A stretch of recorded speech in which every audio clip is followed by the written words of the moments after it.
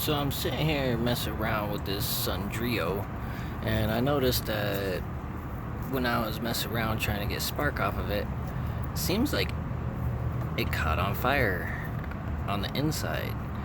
And yeah, because there's a lot of fire damage up and around here. But the cool thing is it gets spark. But yeah, here, check this out on the other side here. I was like looking around at the back and holy cow, the thing, I mean, it must have really caught on fire for them to, I don't know. They must have been afraid of it or something, so I'll get it sealed up and fix it up, make it look good. Jeez Louise. I mean, even the electrical.